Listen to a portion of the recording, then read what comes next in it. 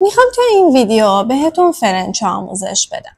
فقط یه چند تا توضیح قبلش رو بهتون بگم که من الان اصول فرنچ زدن و سبکی که خودم انجام میدم رو بهتون میگم، ولی یه نکته رو بهتون بگم اینه که شما باید حتما تمرین کنید و فرنچ کاملا تجربیه. اینطوری نیستش که بگم خب الان شما اینو یاد گرفتین اوکی پس همه فرنچاتون یه دست تمیز در میاد. از خودتون خورده نگیرین، کاملا تجربیه و با توجه به تعداد دفعاتی که انجام میدین بستگی داره. یعنی هر چقدر تمرینتون بیشتر باشه و فرنچ بیشتری بزنید خب قطعا کارتونم بهتر میشه.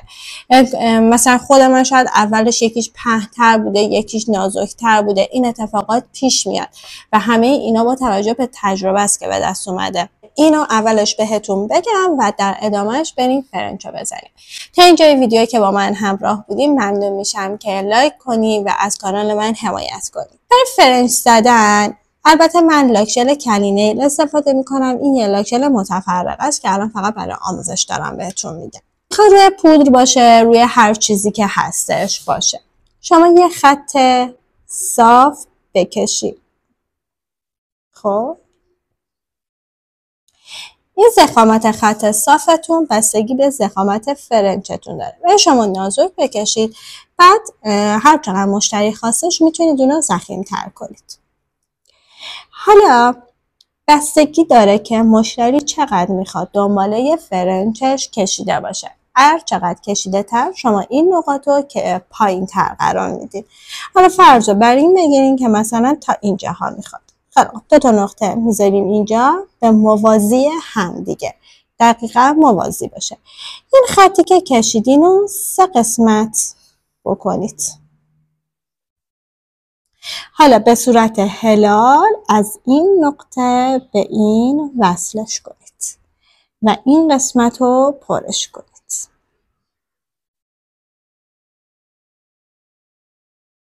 اینجاشو قشنگ هلالش کن که خوشگل بشه. این طرف هم همینطور.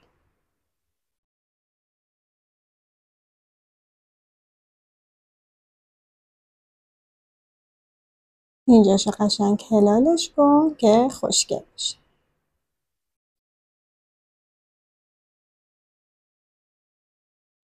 و اینجاشو یه ذره نوکشو تیزتر میکنم.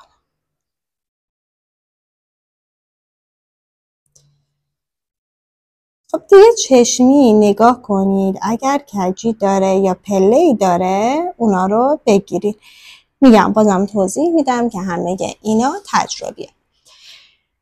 حالا این شد فرنچ. هر چقدر مشتری خواست با سلیقه مشتریه شما بهش نشون میدید که الان این اوکیه، یا بهتون میگه نه برام ببرش پایین تر، یا بهتون میگه بیار بالاتر. پس شما اولش خوبه که یه ذره بالاتر بکشین، یه چیز نرمال بکشین، بعد ببینید که مشتری ازتون چی میخواد.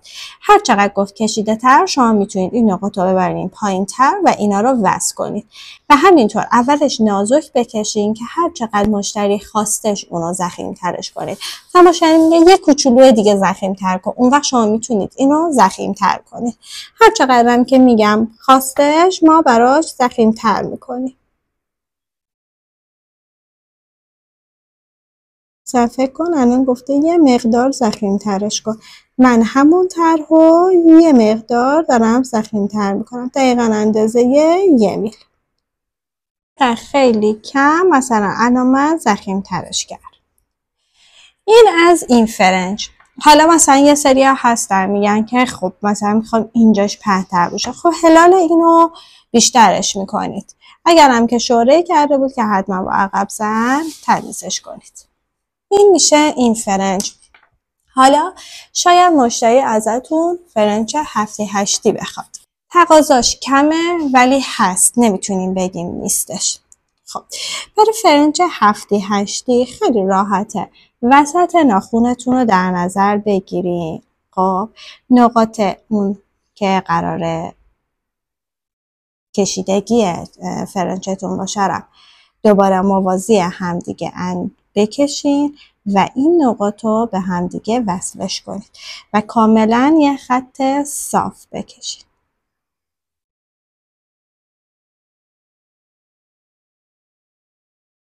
بعد این قسمت ها رو پر میکنید وقتی که صاف شد.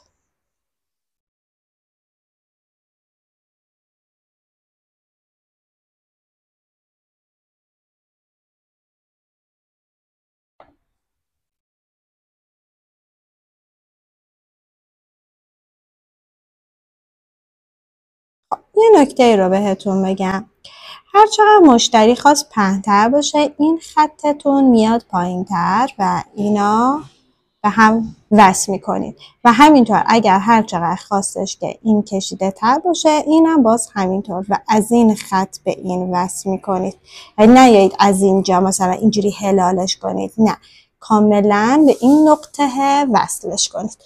این همیشه 7-8 فرنچ رو تمرین کن، مطمئنم که دستت میاد و اصلا خورده نگیر از این که مثلا یکیش پهن میشه یکیش نازک میشه، همه اینا طبیعیه و گفتم اول ویدیو که کاملا تجربیه، فقط نیاز به تمرین داره.